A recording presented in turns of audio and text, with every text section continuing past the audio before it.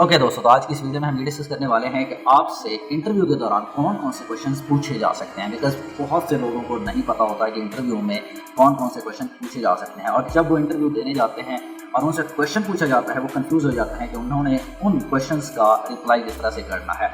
तो आज की इस वीडियो में हम ये डिस्कस करने वाले हैं। एक चीज़ ये बता दूँ कि हम प्रीवियस वीडियो के अंदर ऑलरेडी डिस्कस कर चुके हैं कि जॉब को अप्लाई करने के कितने मेथड्स हैं और अच्छे मेथड्स कौन से हैं और किस तरह से आपने उन मेथड्स को अप्लाई करते हुए जॉब के लिए अप्लाई करना है ताकि आपको इंटरव्यू के लिए बुलाया जाए।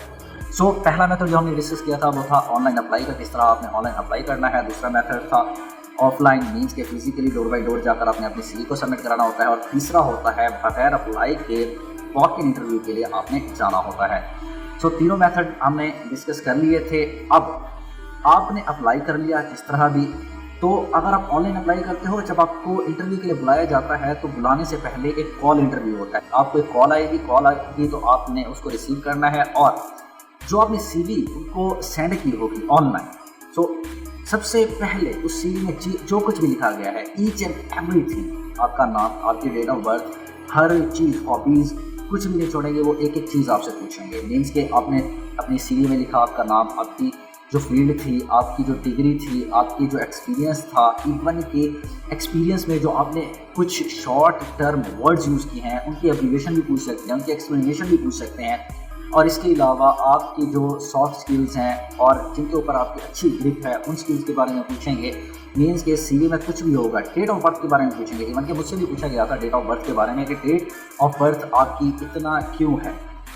हॉबीज़ के बारे में पूछा गया था कि आपने बुक्स क्यों लिखा हुआ है, रीडिंग बुक्स।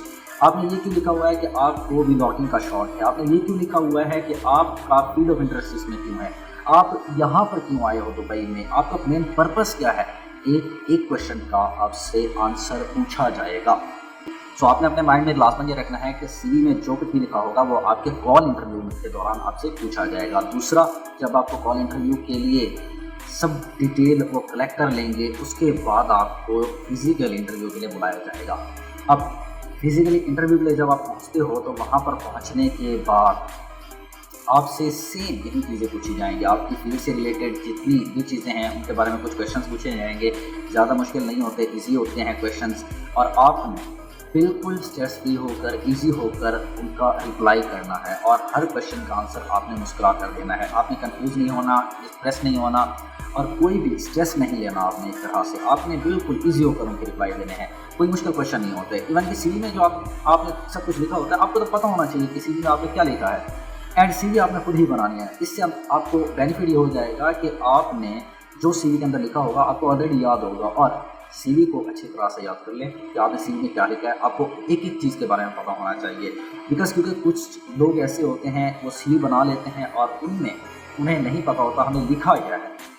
आई नो जो कुछ लिखा होता है सच होता है, कोई प्रॉब्लम नहीं है हर एक चीज़, बट CV बनाते दौरान तो उन्हें याद होता है कि हमें ये कुछ लिखना है। बट CV बनाने के बाद जब वो इंटर जॉब्स के लिए अप्लाई करते हैं उन्हें ये याद नहीं रहता कि हमने CV में लिखा क्या था। सो जब क्वेश्चन आ जाता है बाद बात क्या होता है कि उन्हें कंफ्यूज हो जाते हैं, भूल जाते हैं क्वेश्चन के आंसर।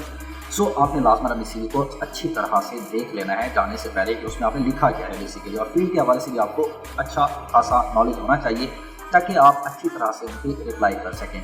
सो ये कुछ चीज़ें थी जो इंटरव्यू के दौरान आपसे पूछी जा सकती हैं। सो आपने लाजमन इन क्वेश्चंस के आंसर अच्छी तरह से देने हैं और इनको माइंड में रखना है और अपना सेल्फ माइंड यूज़ करके अच्छे से अच्छा रिप्लाई करने की कोशिश करनी है।